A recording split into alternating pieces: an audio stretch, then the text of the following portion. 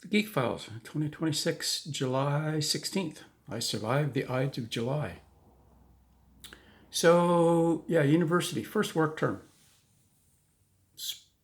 summer of 83. Um, so, because this whole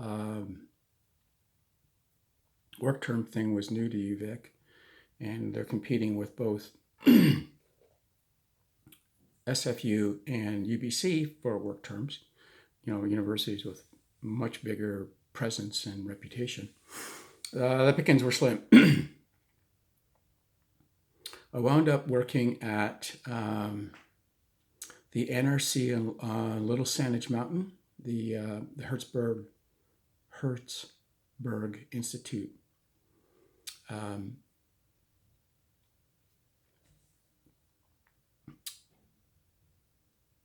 Lots of interesting stuff. So there was only two people in the mechanical department.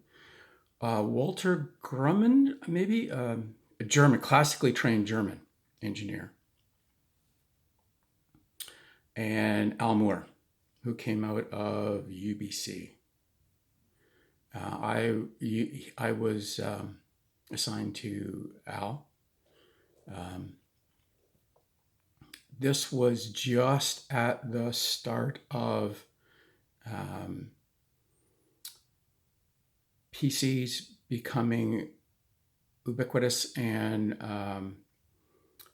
drafting software becoming more affordable. So Al was using AutoCAD 9, whereas Walter was still on pencil, paper, and T-squares. Now, because of my high school being in drafting for 2 semesters, fully comfortable with that, and I was all eager to do the AutoCAD stuff.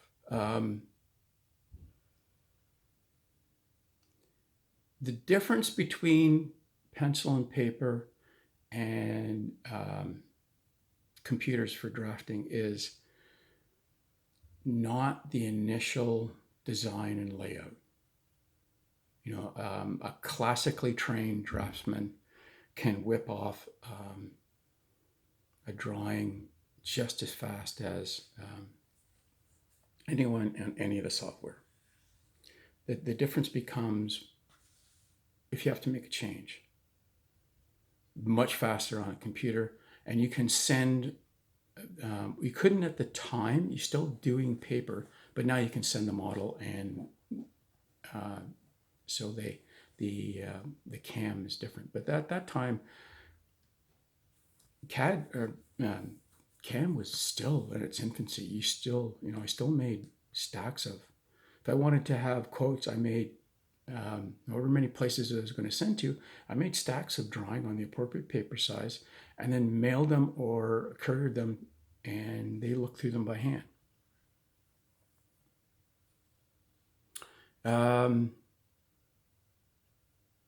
Netscape was just the latest thing. And Netscape and Gopher were just the latest thing.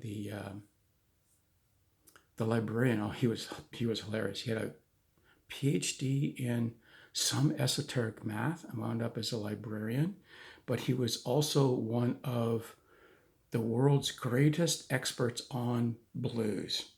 And the stories this guy, his record collection was historic. When the blues series by Oh It'll Come to Me came out, the DVDs, he was given a set for review, which he then gave to me to keep because he didn't need them. He knew all these guys. But that was my first work term. So what they did is Al gave me the Canada France Hawaii telescope on Mauna Kea was getting a new adaptive optics bonnet. And in the wavelengths of light that reach Earth, visible, semi-RUV, it was going to be, this would make that little telescope, don't think it was a 2 meter, maybe a 2 meter telescope, equivalent to Hubble, or actually better than Hubble.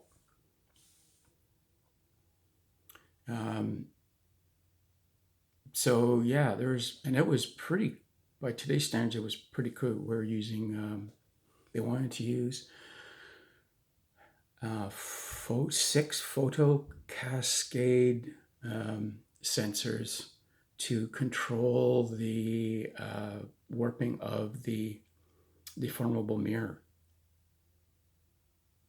Maybe it was 7, 6 and 1, a hexagon and a central one. So they really couldn't control very many Zernike's out of that. Maybe, well, piston, like focus, and maybe tip tilt. But like, yeah, people were crying about how good Hubble was, and here you could get this little telescope to, in the wavelengths that reached Earth, outperform it by a really crude adaptive optics unit.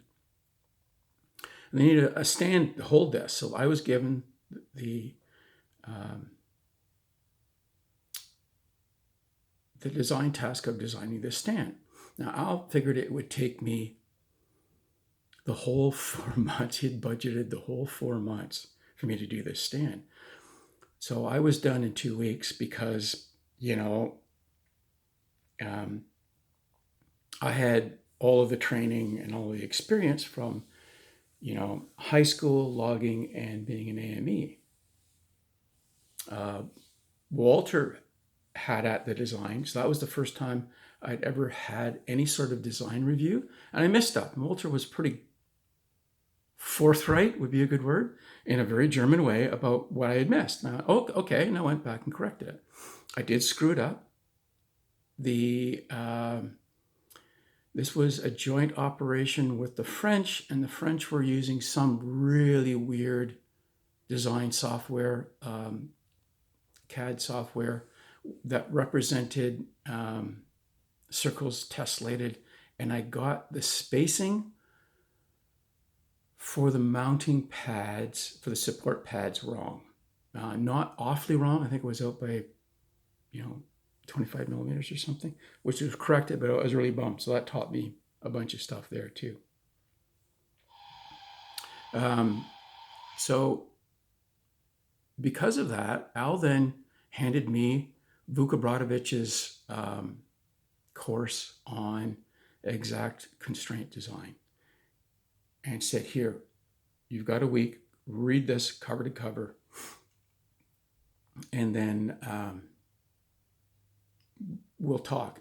That's how I met Eric, the librarian, a little French guy. He used to,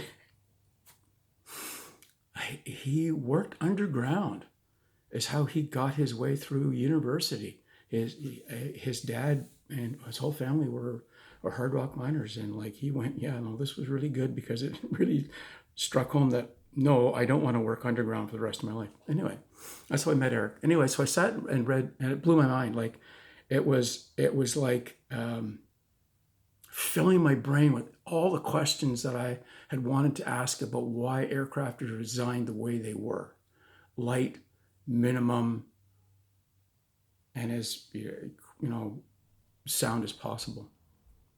And after that, he came back and he said, okay, we're going to review the AO bonnet, adaptive optics bonnet that we're doing.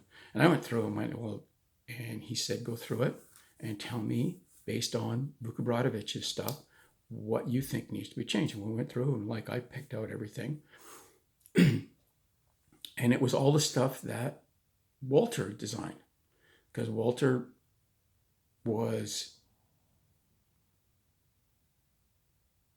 decided not to embrace exact constraint design. He was going back to the way he was taught. And so I went through, and after it started doing testing and all the stuff that Walter failed, and Walter didn't have the headroom, I got to redesign all of Walter's stuff. And so for the next 3 months, that's what I did, is did that and learned all about exact constraint design. Autodesk had just come out with AME2, Advanced Modeling Extension 2. So that was just the start of 3D modeling, and it was good. So I was doing a lot of, because I was off in my own office and no one was really overseeing me, and I'm a proficient designer. Like, I can crank out designs, really good designs, very quickly. So I had a lot of headroom to go in and start playing with the advanced modeling stuff. So when Mechanical Desktop Designer and SolidWorks came out, I was already very proficient in the basic underlying principles of that.